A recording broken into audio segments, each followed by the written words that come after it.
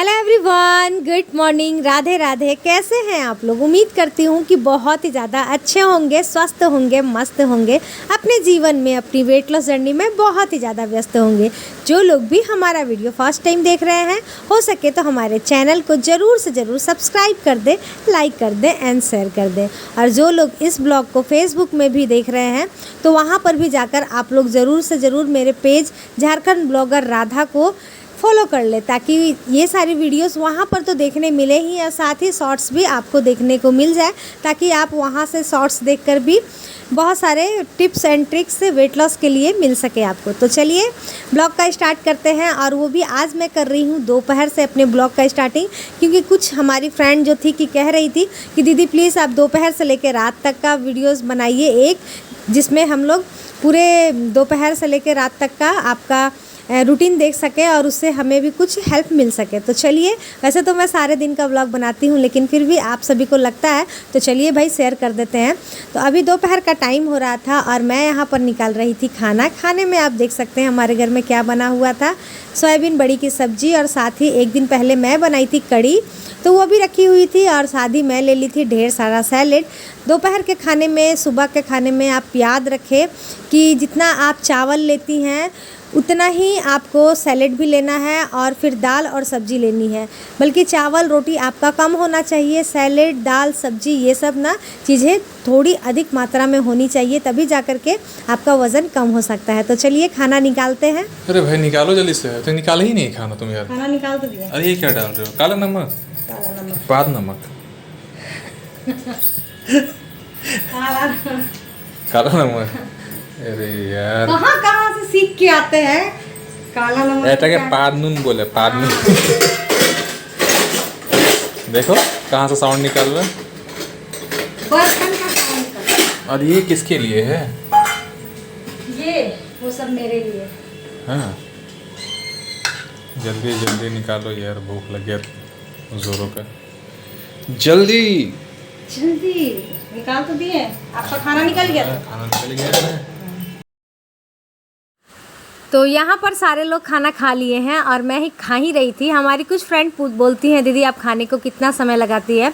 तो डियर 20 से 25 मिनट तो होना ही चाहिए, कम से कम 20 से 25 मिनट होना चाहिए। उसके आगे आप जितना समय निकाल सकते हो निकालिए। जितना हो सके धीरे च्यू करने की कोशिश कीजिए, तभी जा कर के अच्छे से आपका वज़न कम होगा। और हाँ, एक चीज़ और मैं बता दूं, मुझे कल कमेंट आए थे कि थायराइड में वज़न कम करना बहुत मुश्किल होता है, तो आपने ऐसा क्या डाइट लिया था कि जिससे आपने इतना अच्छा खासा अपना वज़न कम कर लिया? तो जी बिल्कुल आपने सही कहा। मैं भी यही सोचती थी कि मुझे थायराइड है और मैं वज़न कैसे कम करूँगी। थायराइड में वज़न कम करना बहुत मुश्किल होता है और मुझे मुश्किलें हो भी रही थी, क्योंकि मैं बहुत कुछ कर रही थी।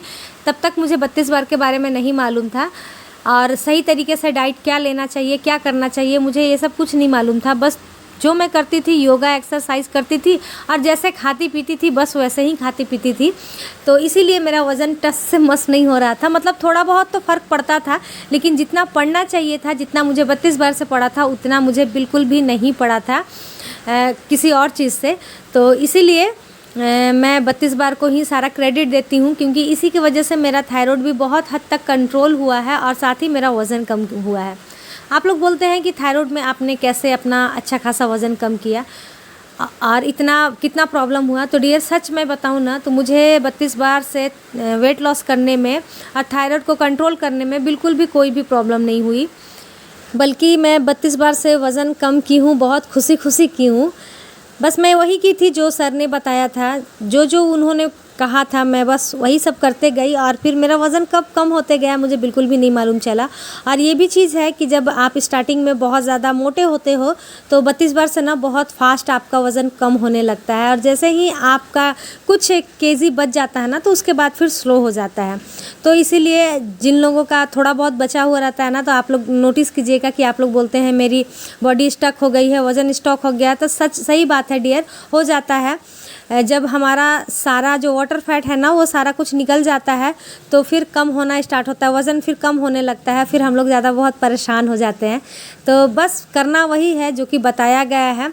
आप सबसे पहले तो हर एक निवाले को 32 बार च्यू करना है। दूसरी बात, आपको डस्टबिन मत बनाइए कि कोई भी छोड़ दिया है खा लिए। पहले हम लोग क्या करते थे, हस्बैंड जी थोड़ा रोटी छोड़ दिए खा लिए, बच्चे थोड़ा छोड़ दिए तो वेस्ट क्यों करना है, खा लिए। ये सोच करके ना हम लोग हमेशा ओवर ईटिंग कर लिया करते थे, जिससे कि हमारा वज़न बढ़ जाता था। तीसरा आपको करना है कि खाने के 1 घंटे बाद आपको ग्रीन टी लेना है। चौथा आपको यही करना है कि आधे से 1 घंटे का आपको वॉक करना है, एक्सरसाइज करना है, योगा करना है, जो करना है।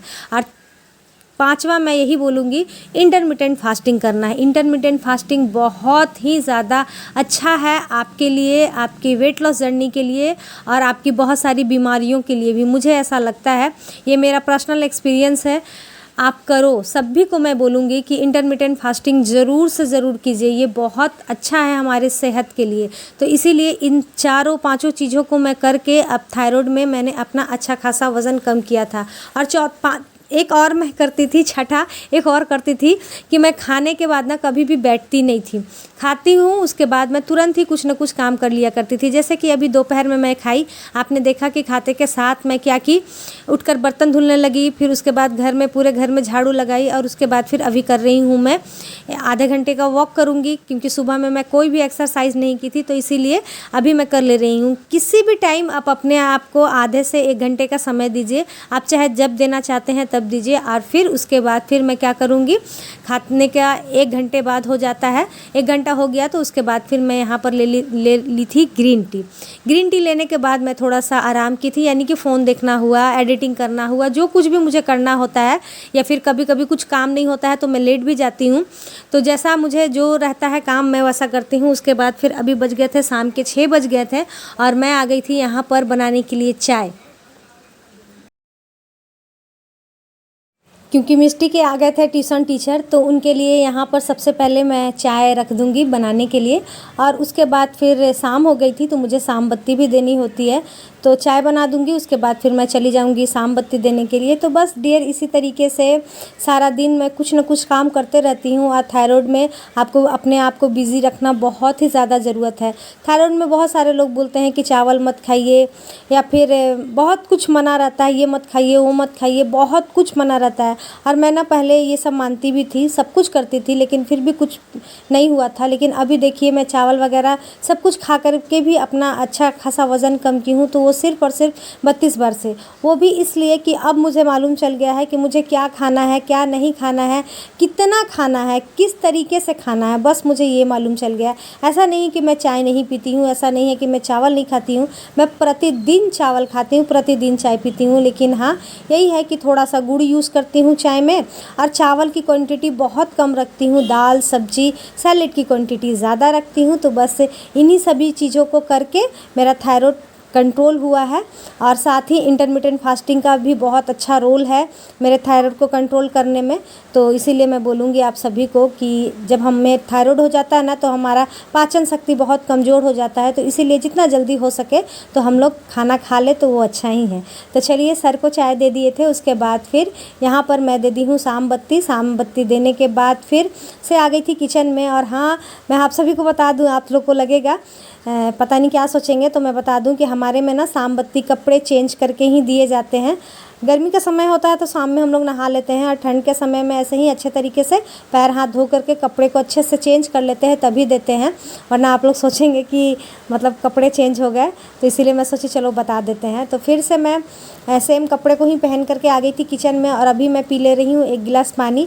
पानी इसी तरीके से जब जब आपको मौका मिले और जब जब आपको प्यास लगे तो ज़रूर पीते रहिए। और पानी पीने के बाद फिर मैं तुरंत आ गई थी किचन में बनाने के लिए अपने लिए रात का डिनर कि क्या करें।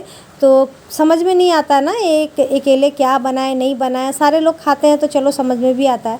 तो यहाँ पर रखा हुआ था मेरा चना जो कि अंकुरित हो चुका था, तो मैं सोची चलो इसी को क्यों ना बना लेते हैं, और अच्छा भी मुझे लगता है। तो इसीलिए मैं थोड़ा सा ले ली थी, यहाँ पर प्याज ले ली हूँ चॉपर में, और साथ ही गाजर ले ली थी, उसके बाद खीरा भी था, और साथ ही टमाटर मिर्ची, इन सभी को इस चॉपर में अच्छे से चॉप कर लेंगे। और उसके बाद फिर मैं जो चना ली थी अंकुरित वाला, उसे रख लेंगे और इसमें फिर जो चॉप करके मैं डाली हूँ उसे भी ले लेंगे। उसके बाद फिर चाट मसाला है मेरे पास, तो फिर चाट मसाला थोड़ा सा डाल लूँगी।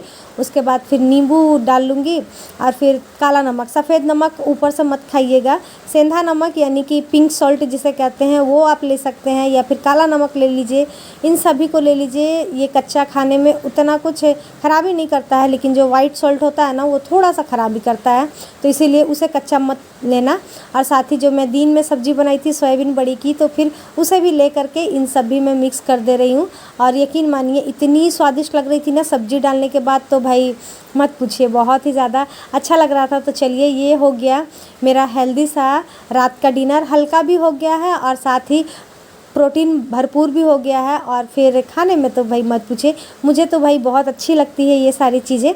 और इन सभी चीज़ों का जब आपको आदत पड़ जाएगा ना, तो फिर बाहर के जो अनहेल्दी खाने होते हैं ना वो आपको अच्छी नहीं लगेगी, जैसे ही इन सारी चीज़ों का आपको आदत पड़ जाता है तो। लेकिन फिर भी हम लोग क्या करते हैं, इन सभी चीज़ों को छोड़ करके फिर से वो सारी चीज़ें अपना लेते हैं। बस यहीं पर हम लोग डगमगा से जाते हैं। लेकिन फिर भी चलिए, जितना हो सकता है उतना करने की आप लोग भी कोशिश करते रहें।